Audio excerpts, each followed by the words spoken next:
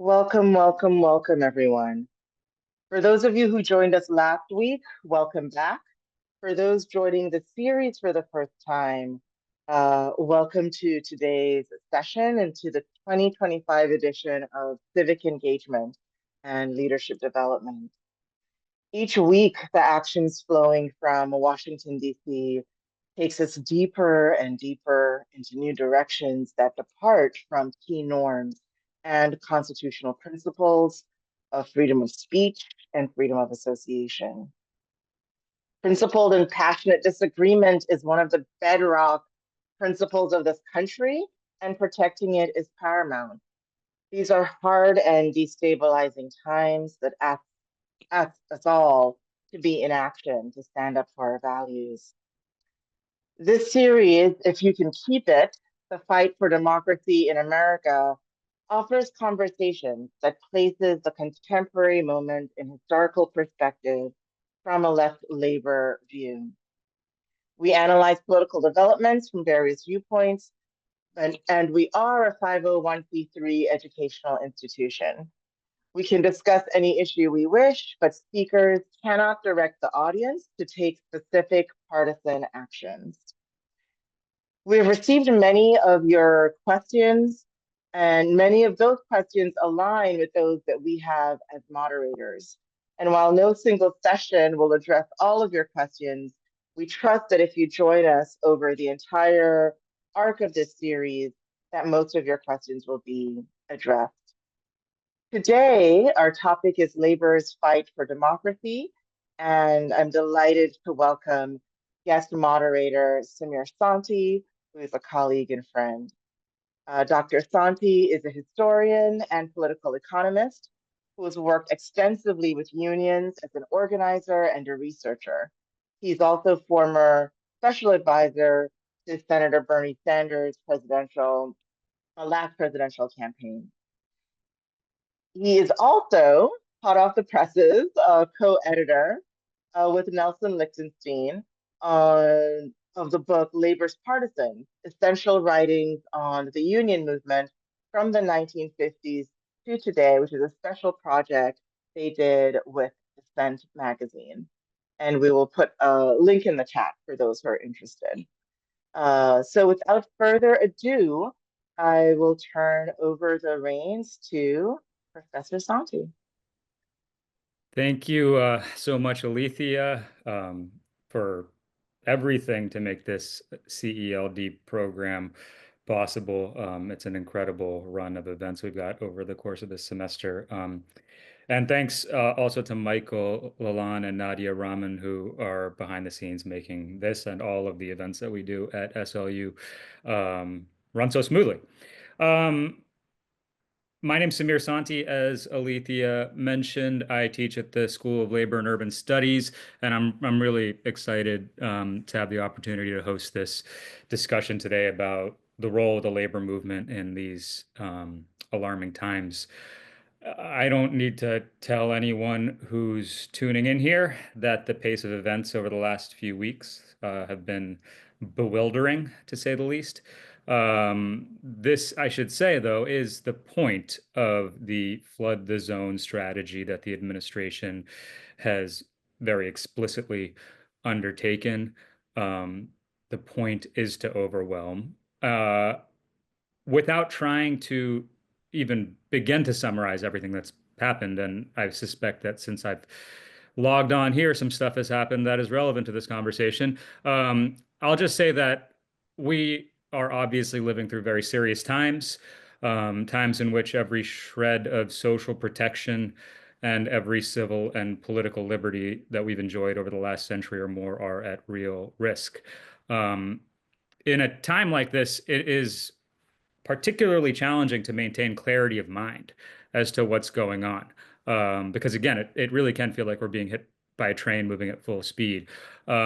And so the goal of an event like this and the others that we're going to have over the course of this term are to take a step back, to pause and reflect upon what all of this means for workers, for the labor movement, and for working class politics that are oriented around a vision of egalitarianism and basic social and political rights. For me, it's really hard to imagine two people I'd rather hear speak about these issues than our two guests today. Carlos Aramayo is president of Unite Here Local 26, the hospitality workers union in the greater Boston area and in Rhode Island. He's also a vice president of the Massachusetts AFL-CIO and an international vice president of Unite Here. Over the past 2 decades, President Aramayo has overseen organizing campaigns in the casino, gaming, hotel, and industrial food service industries.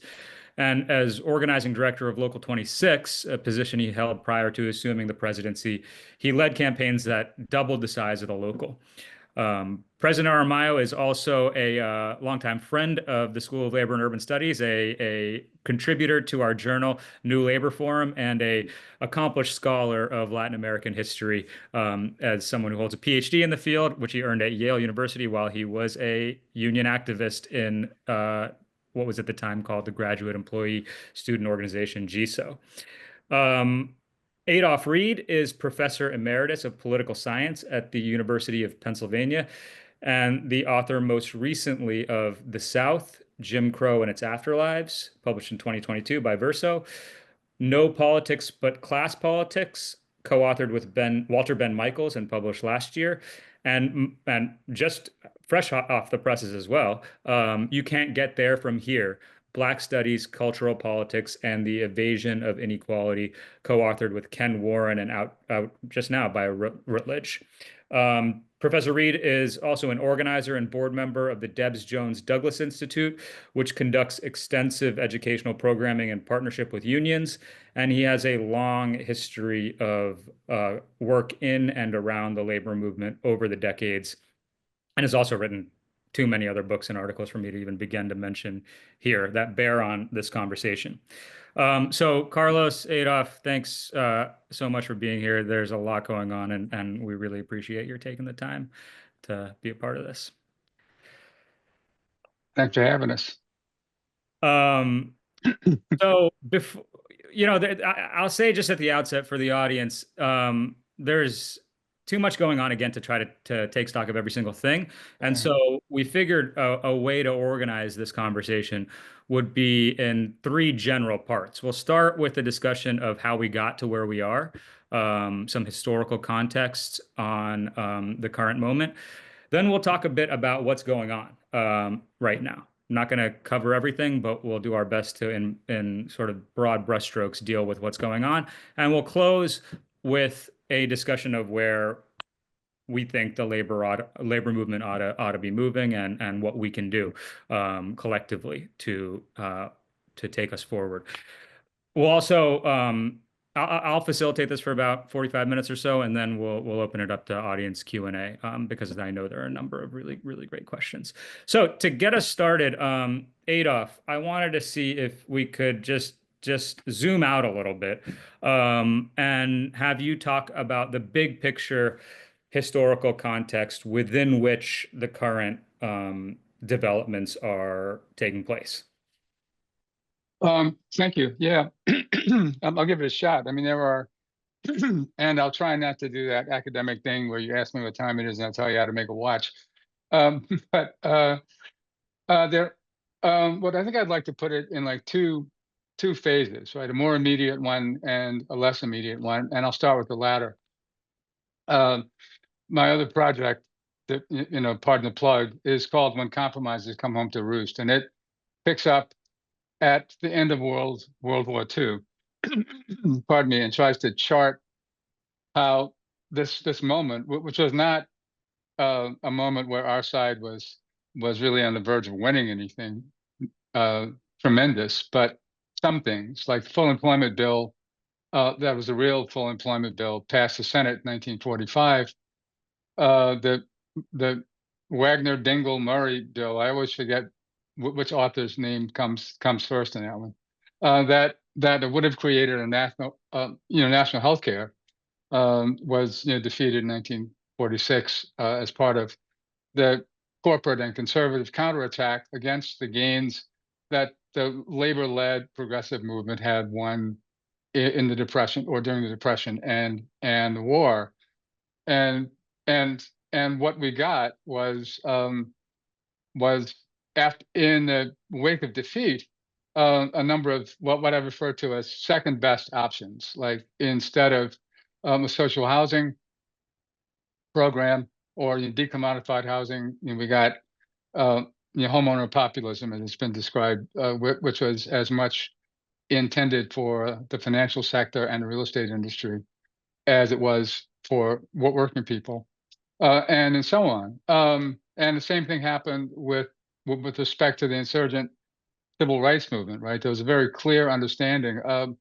The lawyer and civil rights activist Pauli Murray, in an important California Law Review article in 1945, boosting, among other things, the 1945 Full Employment Bill, argued that full employment had to be a precondition for Black Americans to continue to gain the victories that they'd begun to gain during the war, and that, for that matter, if at that moment there was a priority between pushing for anti-discrimination and pushing for full employment, priority actually should go to full employment, because without the context of full employment, scarcity would be the tool that employers could use against all working people.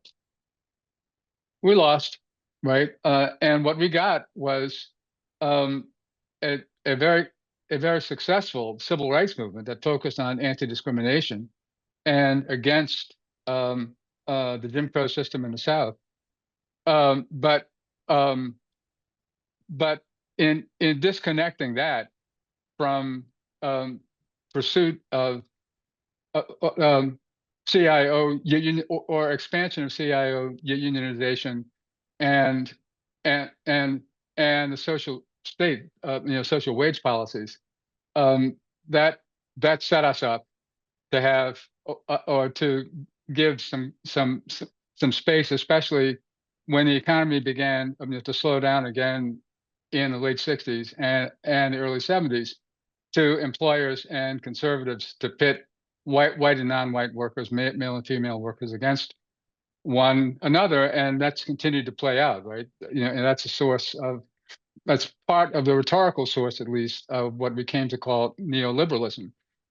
The more immediate source is that neoliberal turn itself, which became a bipartisan consensus, really, when the Clintonite wing of the Democratic Party embraced the kind of anti-statism, basically, with his, for instance, in Clinton's famous or infamous announcement in his second inaugural, I think, that the day of big government was over. And since then, since the consolidation of the bipartisan, the neoliberalism, which pursued a program of pro-market upward redistribution, along with a relative criticism to out-and-out demonization of public goods and public services. That's what kind of set us up more approximately for how this phenomenon came to pass. And I mean, the key moment in this, of course, was the trade agreements in the 90s that supported capitals hollowing out vast sectors of the country, right? And the Democratic Party, the dominant elements of which sort of didn't do anywhere near what they could have done or should have done to try to protect the interest of the workers who had been displaced. And that's what set the stage for the right, the same fascist or libertarian right that's been there for a long time, to assert itself, to fashion this alignment with Trumpism and other sectors of the business class. And that kind of gets to where we are. I think, frankly, as another former Sanders functionary, I'd have to say that that one of the things that we learned between 2016 and 2024 is that the center of gravity of the Democratic Party, notwithstanding the worker-oriented elements in it, like mostly the trade union movement, um, was more concerned about stopping Sanders than about combating the incipient fascist attack coming from the right. And that's I think that's a message for us to keep in mind as we go forward. Last thing I'll say about this is that um, I think that 2024 has shown just how much or just how little what we've called the social movements on the progressive side of things actually represent how shallow their roots are within a society. And only the labor movement, frankly, has deep roots of any sort. And that whatever happens to preserve whatever of our democracy can be preserved over the next year and a half or 3 years or longer is really going to depend on struggles and strategies that come out of the labor movement. So I hope that wasn't too much. No, that was great. A great kickoff. And I want to just underscore for our audience, a lot of times when we have over the last almost going on 10 years discussed where this phenomenon of right-wing populism is coming from, it's historicized in relation to this phenomenon that academics and some non-academics have called neoliberalism, dating back to the 1970s. But as Professor Reed's noting, there's a longer arc here, going back to the Second World War, the terms on which the Second World War and the Great Depression social conflicts were resolved. That's important for understanding why exactly the 1960s and 1970s played out the way that they did, and why the Reagan administration looked the way it did when it did. Kind of continuing that thread forward, Carlos, what we had over the last 5 years, after this multi-decade bipartisan consensus on neoliberalism, which again, I want to underscore the bipartisan element, the Democratic Party under the Clinton administration, through NAFTA, through the attacks on welfare, through their support for deregulation of the financial sector and telecommunications, and so much else. The Democratic Party played an active role in the construction of neoliberalism. But after a few decades of this bipartisan consensus, we had a Biden administration from 2021 to a few months ago that did undertake a policy agenda which was widely hailed as among the most pro-worker and pro-union in a long time. That, though, clearly did not translate into the kind of political support that could deliver the election for Kamala Harris in November, or for Democrats in Congress across the country. So I guess I'd be curious, and you had a lot of experience working with elements of that Biden administration, what you make of the political record, how you understand the legacy of the neoliberal era that Professor Reed was talking about on our current political culture. Yeah. Yeah, look, I think it's a great question. And first of all, thank you for having me as part of this discussion. And I really think maybe this is agreeing with Professor Reed a little bit. You get the politics you deserve, right? And if you don't do the organizing, you're not going to get the politics you want to have on a day in and day out basis. And that's my soundbite answer to your question. Yeah. I mean, I can actually expound on that a lot, but look, I think certainly, I think you can point to individual initiatives or things that President Biden did, whether that's specific things that happened, at the National Labor Relations Board, whether that's going to the picket line with the UAW, or whether that's, different kinds of legislative attempts to try to, funnel money into industries that, might help grow a working class or enrich a working class. And I think you can, litany out that list of accomplishments. But the reality, right, is that, I'm going to talk a little bit about the work that I've been doing the last couple of years. The reality is that for working class people on the front lines, the economy and daily life has gotten worse, not better. And, I think a lot about, there were a number of hotel strikes at the end of last year. On Labor Day, I think we had like 15, 16,000 people on strike. And then there were strikes, rolling strikes in many different cities. We were on strike here in Boston for 12 weeks and multiple properties. And, the the rap that we used in the organizing of those strikes was pretty simple and kind of fascinating when you sort of see the political situation that we're facing right now. We went and asked hospitality workers, like, is the economy working for you as a hospitality worker? And no one would answer yes. Everyone would say no. And if you asked why, it would be all about things I can't afford, right? I can't afford to take my kids out to the movies. I can't afford my car payments. The rent is too high. I mean, it was a litany of problems with affordability. And these are unionized hotel workers who make significantly higher wages than the minimum wage, right? Double the minimum wage. And have, access to extraordinary healthcare benefits and a pension. And there was real anger. And if you ask them the next question, which was part of our wrap, well, and who's to blame for that? It's interesting. We had to organize people on that because a lot of people, I mean, Biden named the economy after himself. Like, I don't know who does that, but like Right. a lot of people were like, the people in power are to be blamed. Like they screwed it up, right? Yeah. But I think the sort of optimistic part of me is we were able to then organize people pretty quickly to like, no, no, no, no, no, no. It's your boss who's to blame. And let's talk about why your boss is to blame. Let's talk about private equity investing in the hotel industry and what that's meant in terms of the bottom line in these places. Let's talk about real estate investment trusts and their privileged tax status and what that means for our communities and our societies. And by doing that, grassroots rank and file organizing, we had strikes here, 95 to 100% participation, right? Very, very, very few scabs.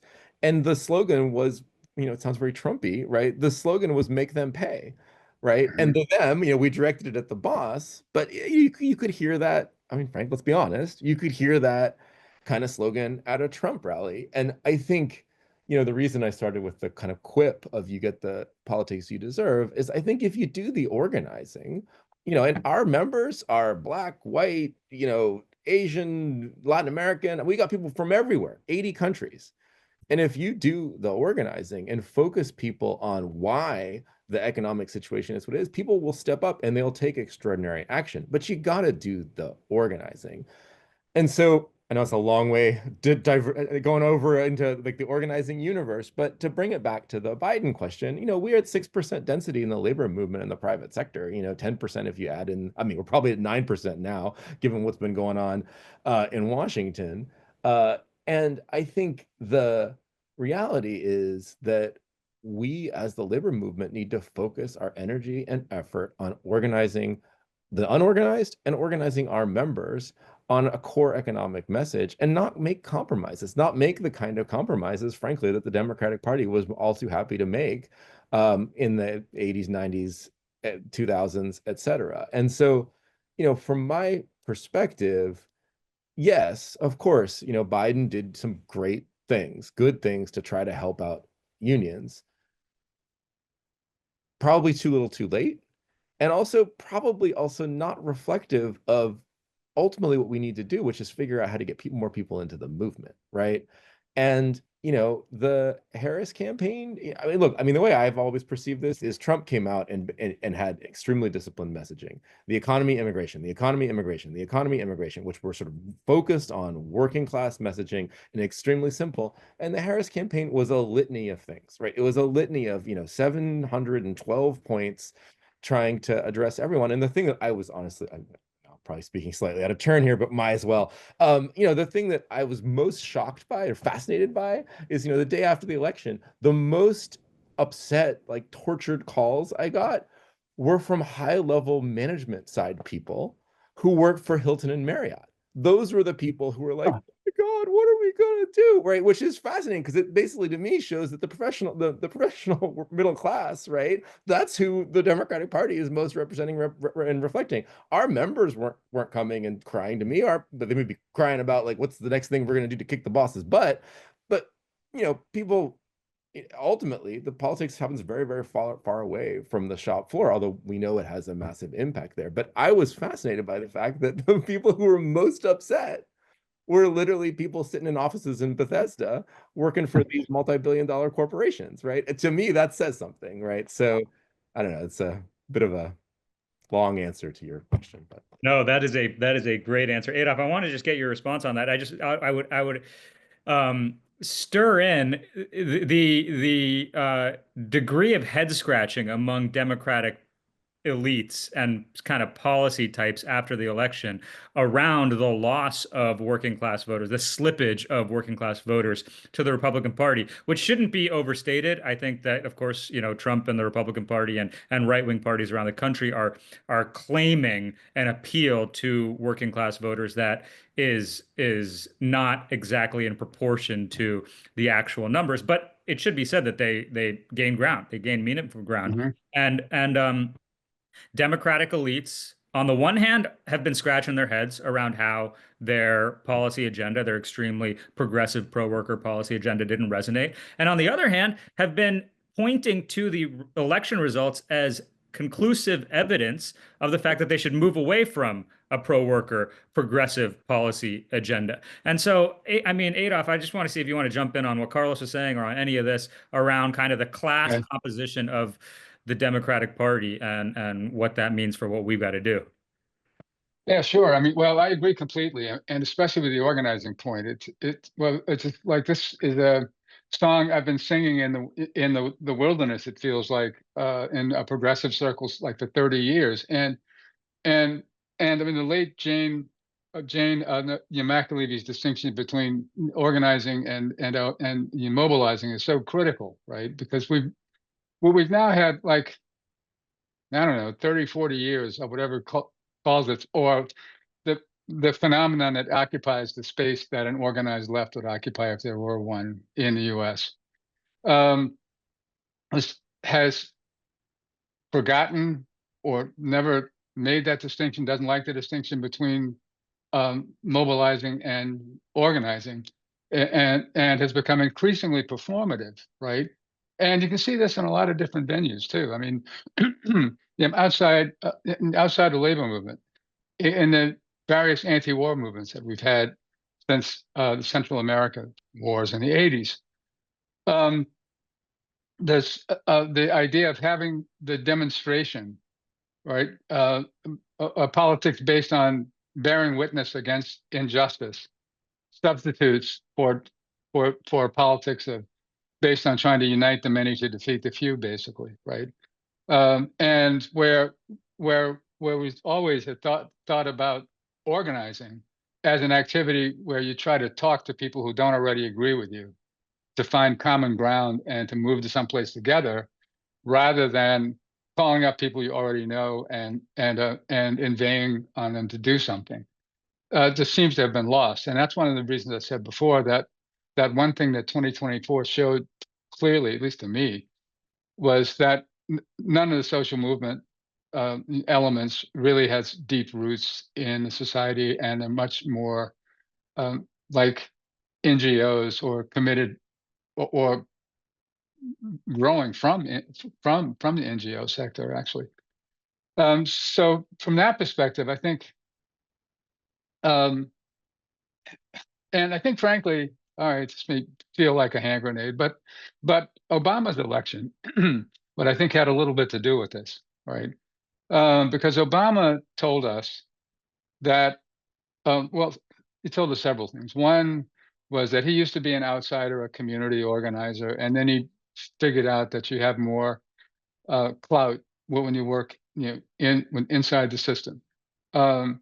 He told us that people who had political aspirations that began from a premise that the society could be better and more responsive to the needs of its members, especially working people, than it is, were naive, and that neoliberalism was like the best of all possible worlds, and that we should embrace him in his person as the embodiment of social change and of the new world, implicitly, right, because of his race. I mean, he was clever enough, not to do that, which is what, a skill that going to Harvard Law School gives you, right, to do that tap dance. And Yale too, right? I don't want to single them out, in Princeton if they have one. But but when you think about that in a way, 2016, Trump comes along.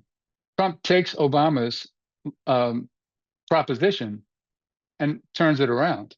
And and one of the big stories of the 2016 election that I don't think we spent enough time talking about is that there were between 6.5 and over 9 million Trump voters in a general election who had voted for Bernie in a primary and for Obama in either 2008, 2012, or both, right? And that gives a little more a little distance of perspective, I think, on Trump's de facto claim that the black guy was lying when he said that it's his race that would make your life better. But I'm telling you the truth, and I'm saying it's my race that will make your life better. And we've been kind of fighting that struggle ever since. But yeah, I'll shut up for now anyway. Well, I want to pick up on this and connect it to the point that both of you are making about the importance of organizing, um, the lack of meaningful roots into working class communities and a lot of, you know, what calls itself a social movement or social justice uh, area, and the difference between the labor movement and a lot of other organizations in terms of the organic connections. I'll just say, you know, I've noticed over the last few weeks, months, um, uh, union organizers with experience in the private sector, organizing in the private sector, are some of the least phased by what's going on right now.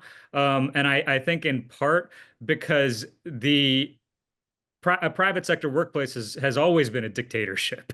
And anyone who has experience organizing in the private sector knows that the boss and capital will do anything that they can get away with and will push it as far as they can. And yeah, they'll push it too far sometimes. And I think that there's a degree of kind of emotional preparedness that people who've gone through you know, who bang their heads against the wall, bloodying themselves up, organizing the private sector, have that a lot of folks who haven't had that experience don't. That is maybe just an aside, but to the point about organizing, it is the case that the labor movement and unions like Unite here have some of the most experience organizing in really adverse climates.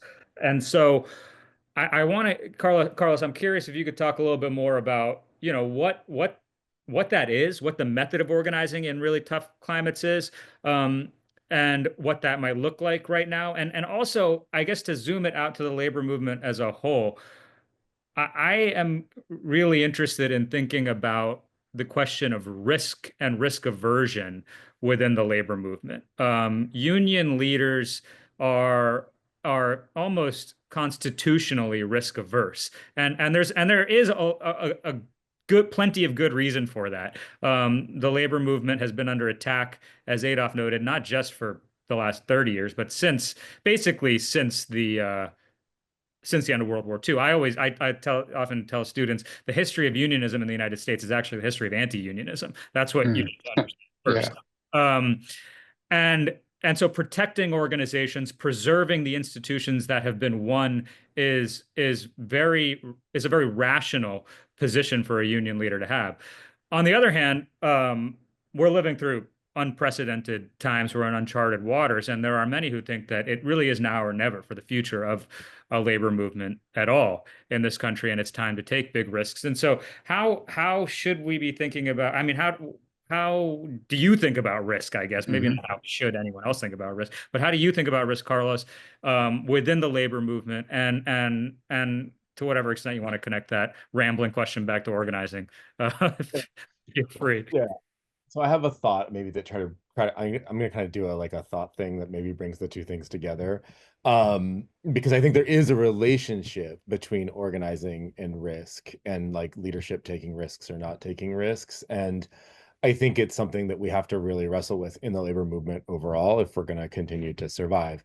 I mean, I think also maybe what I'm about to say is predicated on something I kind of believe, which I'm not, I mean, I'll just say what I think, which is that at the end of the day, and I really only work in the private sector. Like we have like a couple of members in a K through 12 in Rhode Island, but mostly everyone, all of our members is in the private sector. is that, what I have learned over my 20 plus years in the labor movement is that when we have been able to organize significant supermajorities who are willing to be militant, we have always been successful. I can't think of a single campaign where we weren't, I mean, I'm talking like 80, 90% militant majorities. And no matter what the rules were, or whatever the boss decided to do, or whether they were going to break the law or not break the law, or whether there was a law at all, when we've been able to have that degree of organization and that much control and that much ability to just create disruption at the workplace, we've always found a way to succeed. Now, maybe that takes a year, 2 years, 3 years. Like, it's not pretty necessarily, but it's maybe to the point Professor Reed was making earlier, which is that if you do that hard work of building that super majoritarian organization and get people to see the common interest among themselves as opposed to the boss, you can actually do extraordinary things almost no matter the circumstance.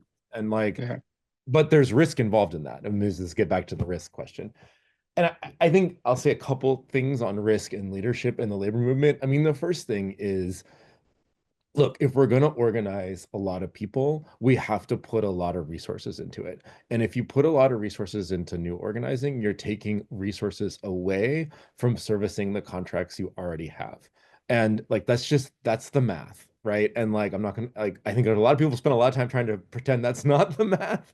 But at the end of the day, we have a finite amount of resources. Yeah. We can't just charge Yeah. infinite dues to the members, right? And we don't get grants.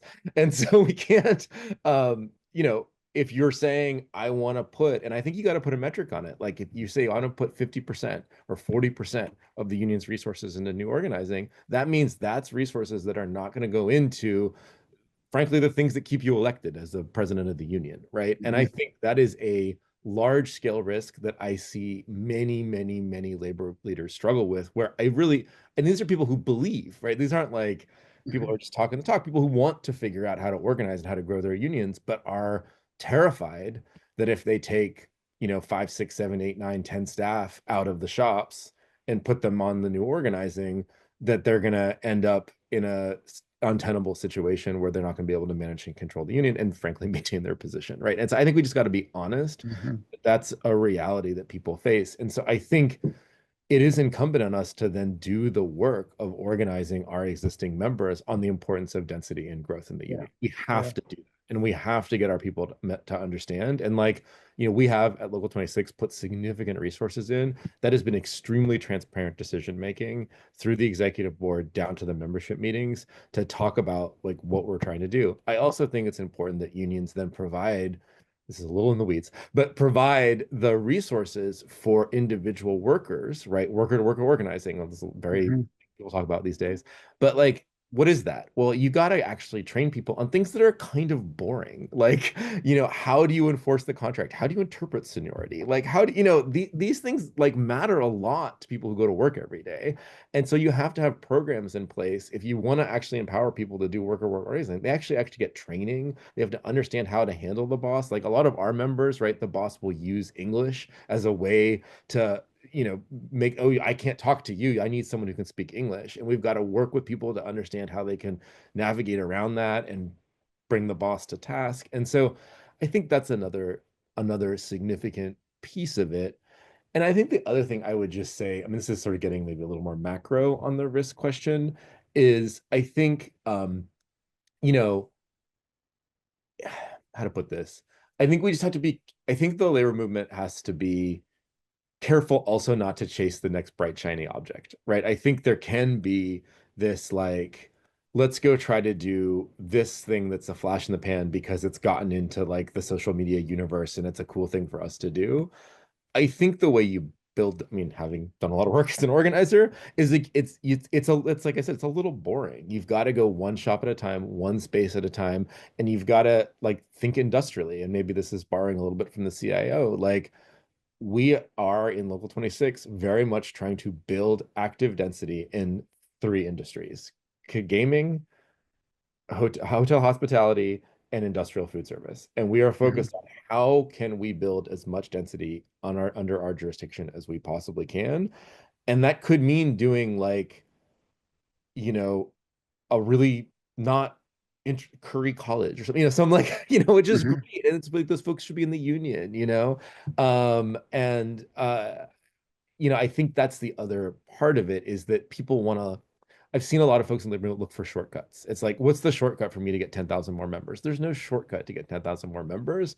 You've got to go one shop at a time, one space at a time, one group of workers at a time, and do that member to member grassroots work. And I think that then the risk gets assessed, like I was saying, around the kind of resource questions. So hopefully that answered your question. Yeah, that definitely does. Adolf, Yeah. do you want to jump in? No, I got nothing to say, but yeah, I agree completely. And we can't get anywhere unless we do it. But I think that also applies to how we think about politics too, right? I mean, um, we can't be cue takers anymore. I mean, and well, one of the things I've been curious about, kind of intellectually, is, but also politically, is whether it's possible to define the moment, or like a short span of time from when the AFL-CIO went from being, and maybe it's before the merger, I don't know, but it went from being the tribune of the working class to the Democratic Party to being the envoys from the Democratic Party or from the DNC to tell us what as workers we can and can't expect to do. And that's kind of like kiss of death. And it's really just an academic question as to when it happened. I mean, I a number of years ago asked my colleague who works on healthcare politics in the U.S. When she thought the AFL-CIO dropped its commitment to national healthcare, and the best guess is quietly around the same time that Kennedy backed, or that Ted Kennedy backed away from it. But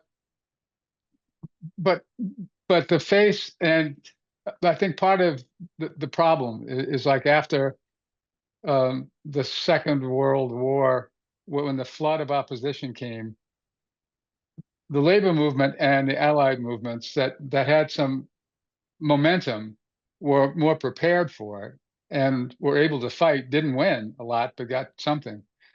But with the neoliberal turn, there'd been just enough, smart people thinking that like this was that somehow there was, the capitalist labor relation somehow had been transcended after World War II, and there was no more class struggle. I mean, this is what what we were all supposed to be dangling before what was then called for a few minutes the Third World, about how our system what was a better, right? Because we were class collaborationist, right? And it's striking in retrospect just how much even debates about stuff like automation were shaped by a fundamental understanding of the centrality of the image of Pacific labor relations was to pushing the Cold War agenda overseas, uh, and the structure of the entire collective bargaining system.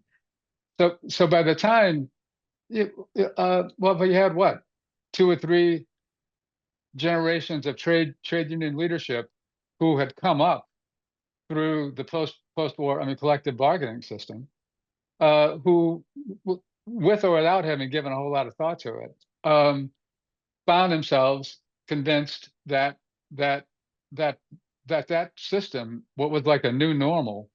And for people who are old enough to remember the early the responses to what we would later start calling neoliberalism, complaints were that rogue employers were breaking with the American way, right? Like as if this Cold War thing was like the culmination of history, as academics kept saying it was, right? And then it just so happens, just to take one more shot at academics before I go now, is that one of the ways that the neoliberal thing worked was that scholars discovered, and as a political scientist, my field was right in the middle of it, in the 70s and 80s, that there were deficits in our democracy. And I mean, not just ours, but in all the advanced industrial democracies, right? The Trilateral Commission, Samuel P. Huntington, self-described CIA man, they were telling us that there was something called the democratic distemper, that it was the nature of our democracy such that people started demanding too much shit from the government. And when that happens, you got to back up and step in and calm things down. And there were phrases like hyper pluralism, right? That sought to scientize this, right? So once again, like, employers, right, depended on the priestly caste, right, of elite academics to sell this ideology for them. And part of the problem for the labor movement at that point, but also for the other progressive movements or working class adjacent movements, we can call them, was that we didn't have the language or the critical capacity to respond to that stuff in kind, because the ruling class, there I said it, had spent 30 years convincing us that politics was separate from economics, right? That culture was how we should understand class, or we should understand class through the rhetoric of culture, right?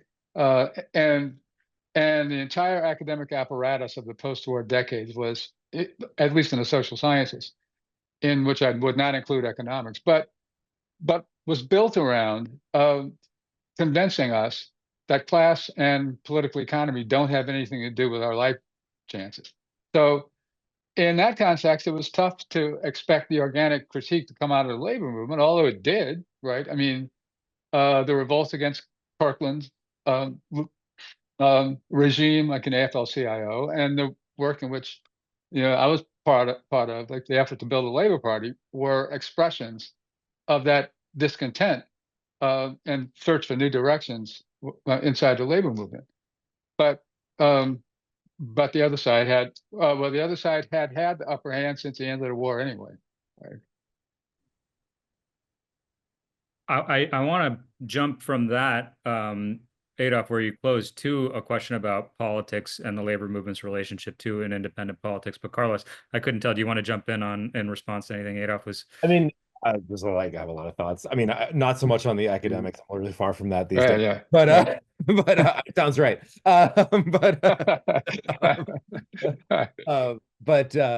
Look, I think this whole question, you were raising, when did when the labor movement back off from the sort of universal health care question? Like, these are really important questions. And I think also sort of on the other side of it is, the Democratic Party, I think at some point has really, and it's completely done this at this point, transitioned to a point where the labor movement is seen simply as one constituency among many that need to be satisfied.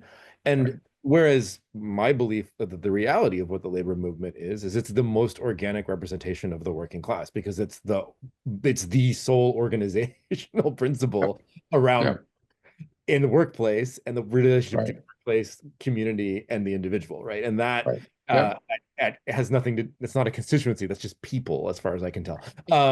And I think that also has been, and I don't know if this gets into the thing you want to talk about next, Samir, but I think it's been really, really, really bad for politics, because I face this all the time, and I don't want to name names too much in the Democratic Party in Massachusetts, but like, that's how I get treated as a leader by leaders of the state and the Commonwealth. And they see me as representing a constituency, and that I need certain things transactionally to be kind of patted on the head and then to move on, rather than understanding me as simply the elected leader of tens of thousands of workers who have a whole set of relationships and understandings within their community and are deeply ingrained in the political life, the economic life, and the social life of the neighborhoods that in the Commonwealth of Massachusetts. Like, there's no understanding among the Democratic political elite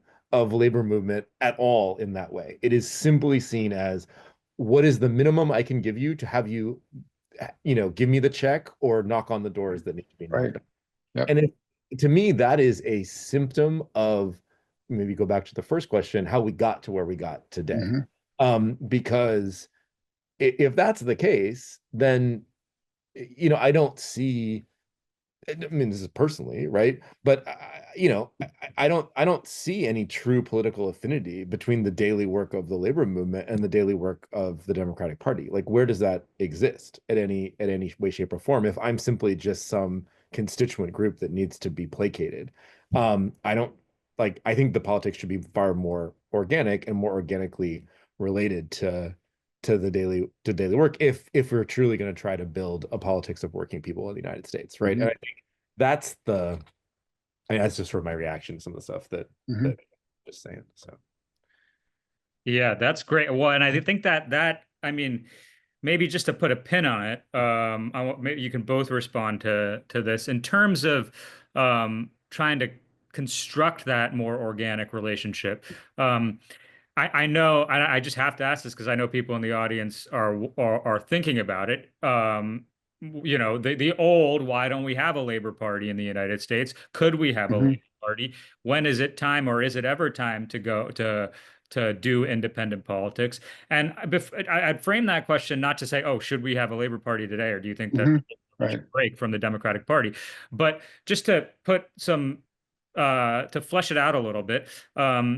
Adolf, as you mentioned, was involved in an effort in the 1990s to build a independent labor party. One of the lessons that was learned through that experience, and I'd love to hear you speak more about this, Adolf, is building independent politics in a time of defensiveness is challenging. Uh, Mhm.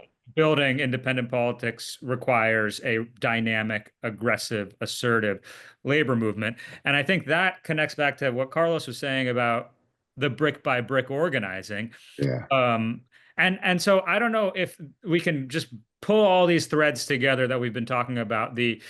the importance of rank and file organizing, rank and file leadership development, independent political thinking, with the pragmatic calculations around the reason the relationship with the Democratic Party has persisted for as long as it has, despite the limitations of it.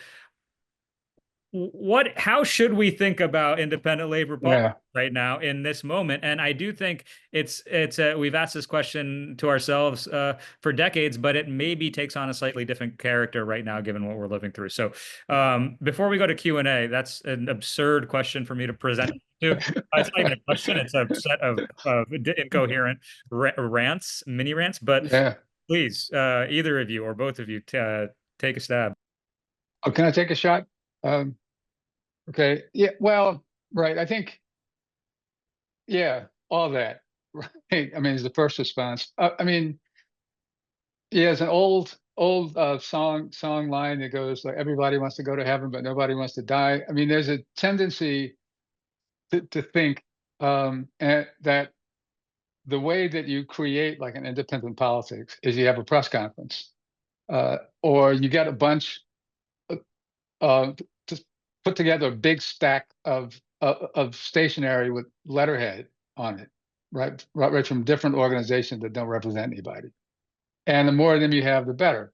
And that's kind of a sort of leftoid way of doing things. Um, it's it's not for nothing that most of the people who were most centrally connected with the Labor Party effort in the 90s are now saying, no, this is not the time to talk about something like that, because that's not the way that it happens. The way that it happens is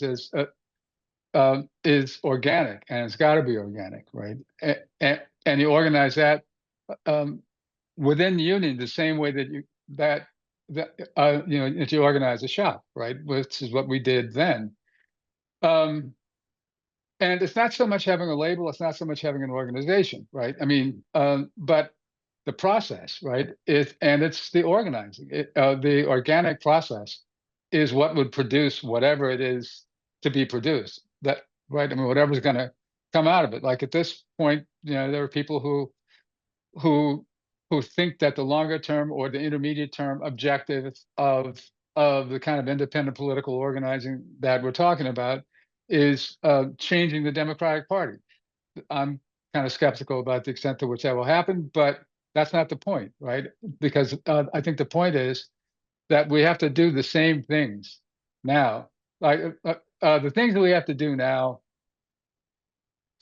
or the ways we have to think about politics and approaching it now to forestall fascism or fascist libertarianism or whatever this thing is, are the same things that we had to do to stave it off. They're the same things that we'll have to do to come out the other end of it, right? And in that sense, I fully appreciate Brother Aramayo's point that workers in the private sector are unfazed by, or less phased anyway, by Trump's victory, because there's this understanding of what the nature of the system has been all along.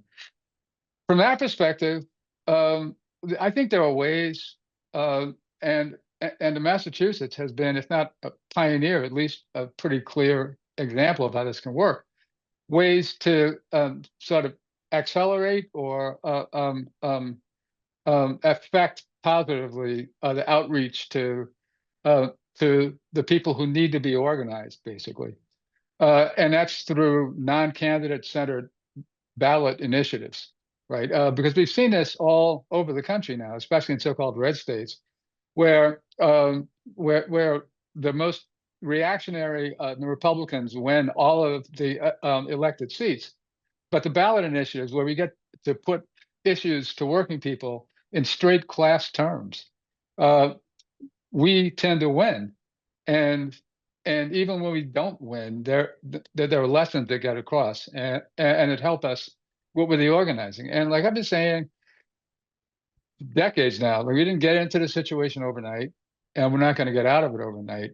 But and I could not agree more, with the argument that there's only one way out of it, and it's the slow cook organizing model. And one of our problems for the last 30, 40 years is that, and longer even, like the New Left, I'll take my penance, right, to coming out of that politics. But that this notion that you just have to have the right message and put it out there and people will flock to you has been immensely counterproductive. Yeah, I'll just say a couple quick things on this. I mean, one, I do think it is more a time for a popular front than anything else. I Yeah. really believe that. But I also think it's incumbent on labor leaders, and I've been trying to do this myself, but I've been trying to talk to a lot of people about this, to be more aggressive with our Democratic friends, because I think they're a little adrift and don't really know how to handle the situation. And I think this kind of, look, Trump was a casino owner. We had contracts at his casinos, like Yeah. this kind of roll up your sleeves, flood the zone, and act like a bunch of jerks. Like, we do face it a lot with the boss. And I think in some ways the labor movement is better equipped to kind of advise on how to think about addressing this than a lot of think tanks and NGOs and people like are. And, so, I who am not, I've often outsourced the political duties to someone else in my office because I'm not the biggest fan of spending time in politics. Have tried to engage more, right, with politicians and try to, not agree, but to try to push and to try to push a perspective about how to get back to a working class politics or some semblance of a working class politics. Now, does that mean I think that's going to save the Democratic Party from itself? I'm somewhat doubtful, maybe like Professor Reed is, but I think it's important in this moment because there is, I think, a leadership vacuum in the sort of establishment neoliberal Democratic Party, because I think they're on their heels. And going back to my Hilton and Marriott, vice presidents, right? I mean, these are people who never imagined that, the folks who are in the castle would be in the castle, and they don't really know what to do about it. And so I think we can offer some real guidance and encouragement to go in a better direction. I don't think it's going to solve all the problems, but I think it's an important thing to do right now. Yeah, thank you both for those really flood the zone. This is a takeaway that I've got from this conversation. Flood the zone is basically an all-out and boss anti-union campaign on steroids, basically. But the central elements of it are familiar. And I guess maybe we've been talking a lot about the private sector. Moving into the Q&A, there's a few questions that kind of touch on this, so I'll try to synthesize them into one. A lot of our students at the School of Labor and Urban Studies are public employees in New York Mhm. City. And of course, right now the sort of tip of the spear in terms of the attacks on workers and union rights are directed at federal employees, both through the illegal layoffs that Elon Musk and whatever are trying to do, as well as things like the simply nullifying the TSA, collective bargaining agreement, Mhm. a few days. Mhm. Um, and so I guess, Carlos, I'll start with you here. Um, what is, I mean, how should the private sector labor movement, how should union leaders who aren't yet feeling, well, they are in some ways, the NLRB attacks are already being felt in the private sector, but who aren't dealing with what federal employees are yet dealing with. How should they be relating to the fight to defend Mhm. federal employment, federal employee collective bargaining rights? What does a broad labor movement around this particular set of workers look like, and what are the potential implications of this attack on federal employees for everyone beyond the federal workforce? Yeah, look, I mean, I think on the for everyone, right? There's, I think we all know you all have seen it very particularly at universities, right? But the federal funding touches, every Mhm. part of Right. its lives, right? And so the idea that massive federal funding cuts aren't going to impact, workers in the private sector, I think is it's not the case. They are, and I've already been thinking some about our cafeteria workers on all of the campuses here in Boston who, as federal funding is cut to area universities, I'm sure that's going to be used as a reason to cut things for Mhm. dining hall workers. And so I think on the self-interested side, I think whether you're a building trades worker or a hospitality worker, this is going to affect you in some way, shape, or form. And I think it's incumbent on the leadership of the unions to be smart about this, to try to get ahead of it as much as possible, and to sort of inform and educate and organize our workforce on these issues. So I think that's the self-interested side of it. The second piece of your question, I mean, I think on the first piece, I think obviously the public sector workforce is much more unionized, right, than the private sector workforce overall.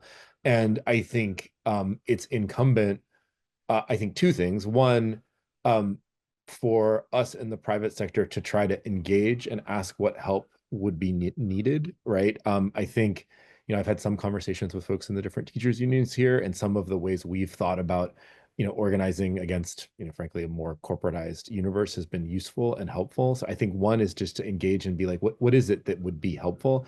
And then the second thing is, and there've been the sort of beginnings of large scale mobilizations and things like that, is to figure out how we can engage our members in productive ways on that side. And then I guess the last thing I'd say, maybe this goes back to some of the political questions as well, is to try to engage in the political spaces in ways that could offer the assistance that we could actually try to figure out ways Mhm. to offer, Right. right? And what Right. backstops there might be, or different ways to think about it, different policy moves that could be happening on a municipal or state level. I think these are important Mhm. things, particularly in states like Massachusetts, frankly, that I've been thinking about a lot as well. So those are kind of my kind of top line things I think. Mhm. Adolf, you want to jump in? Public. No, sounds good.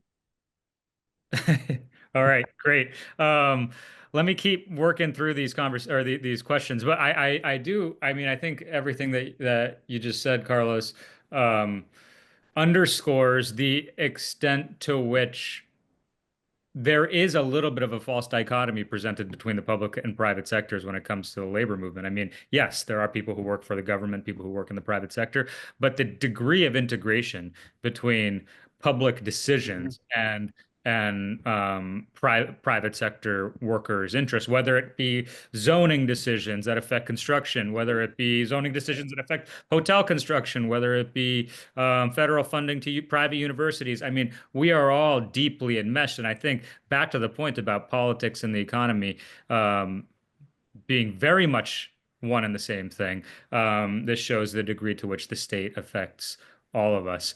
Let me see. Okay, we got a bunch of questions here. Uh, a few are raising the question of mass action right now.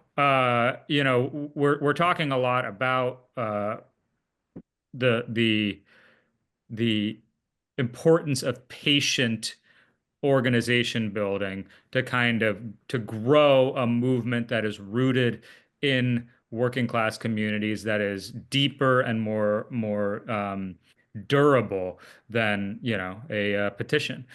With that said, the urgency of some of these attacks right now is reaching a pitch that some, including some of our questioners here, think necessitates mass action of various kinds, from nonviolence of civil disobedience to strikes. What do you think? I guess I would maybe bring all this together in terms of to synthesize this. In a time of crisis like this, how should we think about short-term versus long-term imperatives? And uh, a, a dilemma that a lot of people have thought about with respect to the climate crisis as well, right? This is an urgent issue, but in order to build the kind of political movement we need to have a Right. real energy transition, it's going to take time. And how do you wrestle with this dilemma? Immediate crisis, the need to get in front of some attacks that are really, really, really threatening, versus the reality that in order to actually get ourselves out of this, we need to have a more robust working class movement that does get built through one-on-one conversations about Mhm. specific issues in specific workplaces and in living rooms and so on. How do we square that circle? Well, I don't know. I mean, I would say it may seem like a cop out or like a non-response, but you got to do both, right? And it's important to keep in mind that the two planes are not mutually exclusive, right? I mean, um, a- and I think one problem to be overcome is that in the social movement sector in particular, this a tendency has grown to support calling for mass actions, uh, as if calling for them will make them happen, uh, and and that's not necessarily the case. So and I think the tension between meeting what people consider a moral imperative to bear witness against injustice versus popular action that could be more, or that could be effective in disrupting business as usual, or the like, I think needs to be thought through a little more clearly. And look, I mean, sometimes yeah, there is nothing to do, right, except bear witness against injustice. There was a cartoon that went around offices in the 70s of a that showed a little mouse from behind, um, flipping off, an eagle that's about to pounce on it. Sometimes that's all you can do to flip it off. But but we shouldn't be hurrying to get to that time. So that's one thing. But I want to say one more thing about the public stuff, or about public sector stuff, if you don't mind, because one thing that we noticed at DJDI, and especially around a pandemic, is just how successful the right had been in demonizing, not just the public sector, but the idea of public goods or the public at all. And like so much else, I don't think that would have been possible without the collusion of the neoliberal Democrats, right? I mean, when was the last time you heard a Democrat say that the Medicare Advantage is, while we have to deal with it, in the trade union sector, it's a long-term objective is killing Medicare, right? But so, I mean, that's something else we need to keep in mind, that part of the challenge, right, has to be to help to revalorize the notion that government or public goods can do stuff for you. And I know one reason that we've lost so much ground on that has been like 40 years again of 50 years of cutback management. I mean, I'm at this moment in New Orleans, and the Hurricane Katrina was the greatest example of what doing more with less means ultimately. And people's roads all over, streets all over the country are really shitty and worthless, and public services, public education is underfunded, this, that, and the other. So it makes sense that over time, and especially with that steady drumbeat coming from the other side. But see, I think that's a testament also to the necessity of this long-term organizing approach to it, which is, again, not to say no. I mean, there's no that I don't oppose mass actions against these injustices, but I think they need to be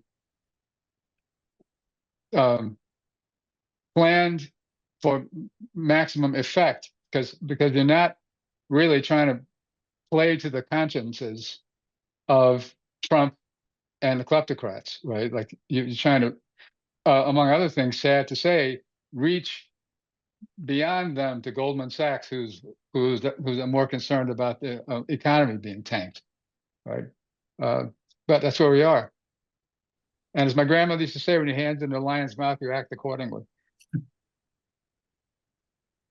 Yeah, look, I agree with all of that. And, look, I think mass actions are good. And,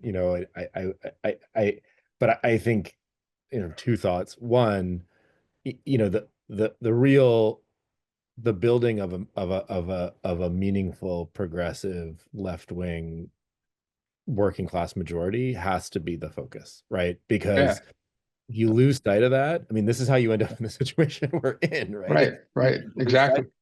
Yeah. Like the right is certainly organizing. Like they're not organizing. Yeah. And I think we've got to be really, really constantly reminding ourselves that there aren't shortcuts. And as good as those shortcuts can feel, like I think they feel right. good. Not like that's why I'm like, yeah, it's okay, right? I'm out there with all my peeps, right? But at the end of the day, we've got to, if that's what we stand for, we've got to build it and we've got to do the work to build it. And I think we can trick ourselves into thinking about things like momentum that, in my experience in organizing, isn't really how stuff works, if you're going to actually build those majorities. I think the other thing, is that we have to be, how to put this? Like, I think I guess I'll just say quickly, I think we have to be mindful of like willy-nilly throwing around terms like striking and things like that. I actually, to be honest, having myself organize a number of strikes, it is extremely difficult, and people need to be very self-interested to go on strike. And I think it in fact dilutes the word strike, to basically, because I think it is the most powerful thing working people can do.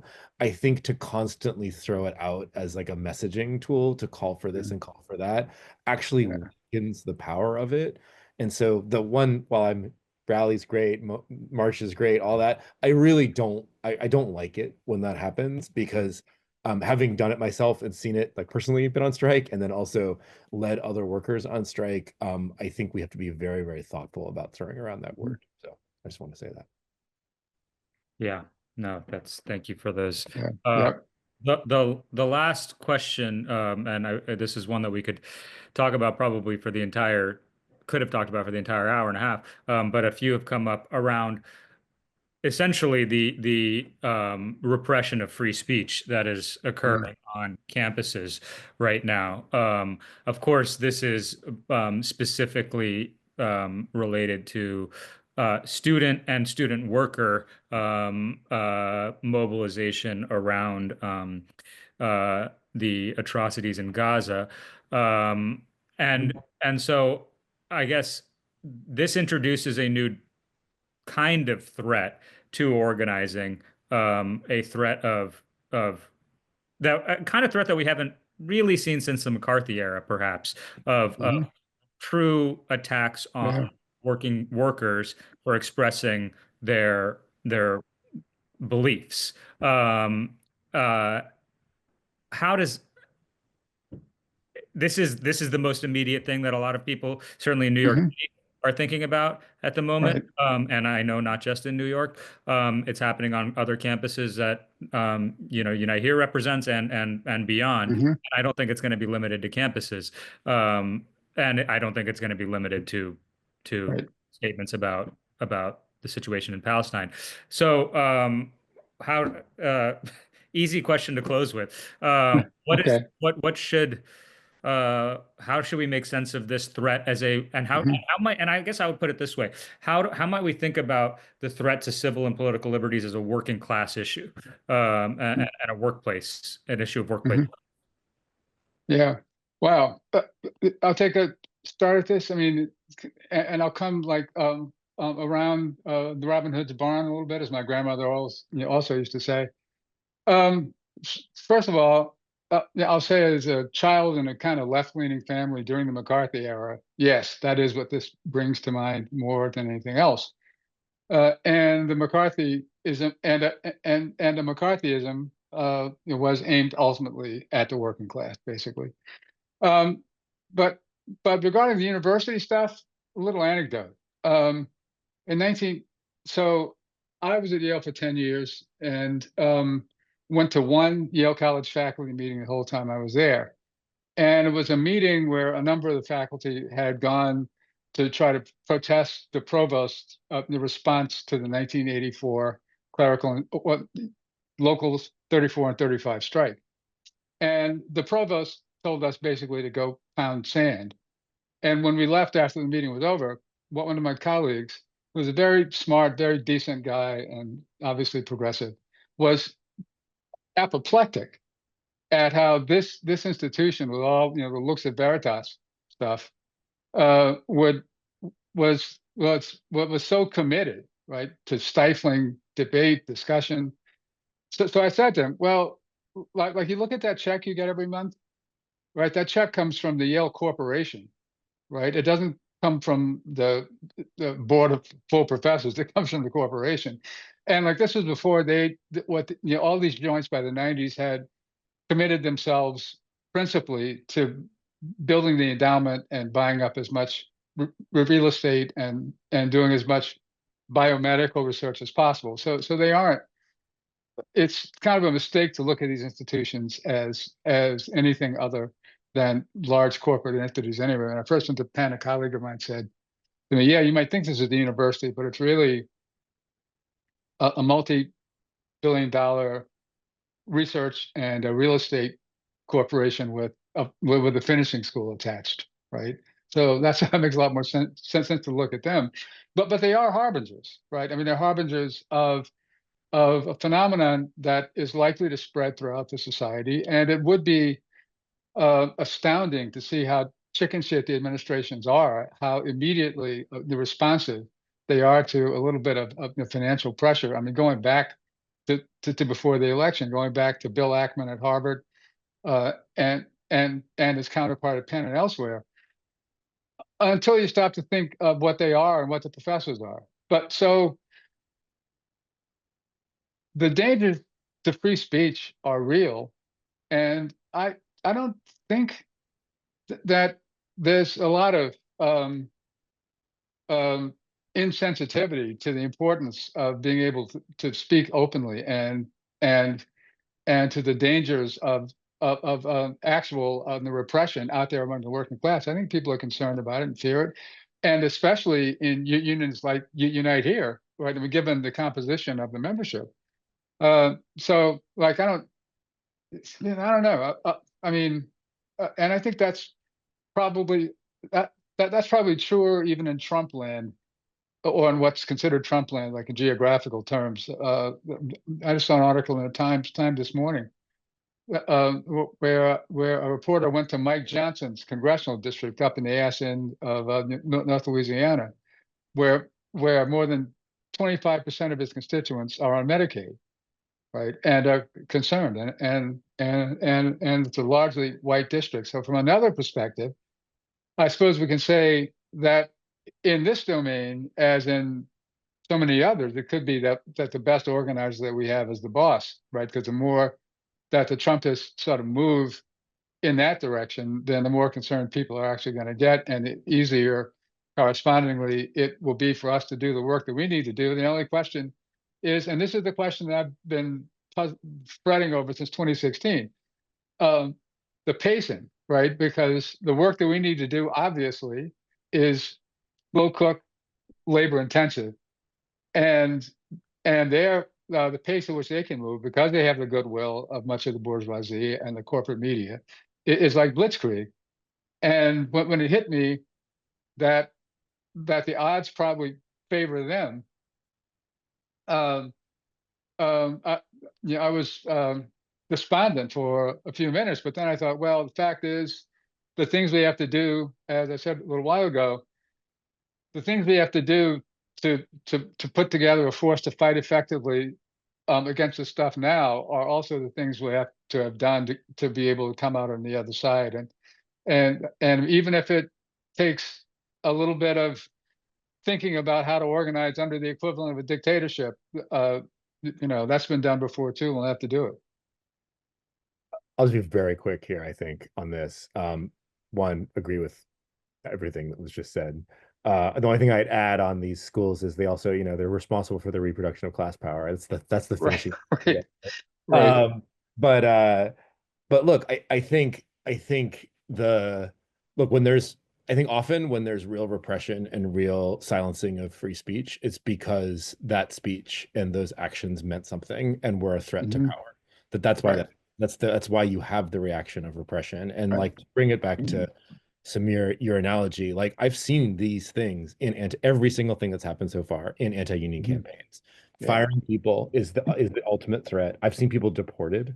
I've seen people careers be destroyed. And the use of the economic or existential economic threat by an employer in a union campaign is often the final move to shut the campaign down, right? And the challenge for everyone else and the people who are campaigning is, are you going to give into that fear, which is real? Like that's the real, when people talk about fear, what people are seeing in higher education, that is the real thing. Right. Or are you going to continue to fight for what brought the repression in the first place? And that is what every non-union worker in a shop that's going through a union campaign has to decide. And so I think that's what we're going to face. That's what we're facing in higher education. It's what we're going to face a lot of other places.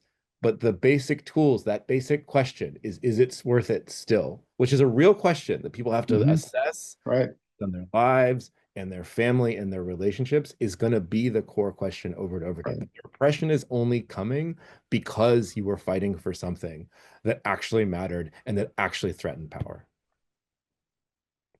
That is, I mean, that's about as perfect a way to put it.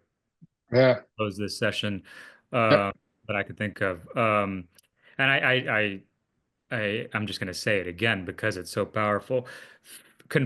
Fear is a natural emotion in times like this, and a question is whether we're going to be able to confront the fear that we have to keep going forward. And I think union organizers are really, really skilled at helping face that question. So for that, Carlos, I'm really so grateful for you making the time to be here. Adolf, thank you so much, both of you. This is a really terrific discussion, and we'll put it up on YouTube, I think. And Cool. And folks, I'll let Michael take it away from here. But for those of you continuing with the CLD, we'll see you all in a couple of weeks. Thanks, Carlos and Adolf. Right. Thank you so much. Thank you both.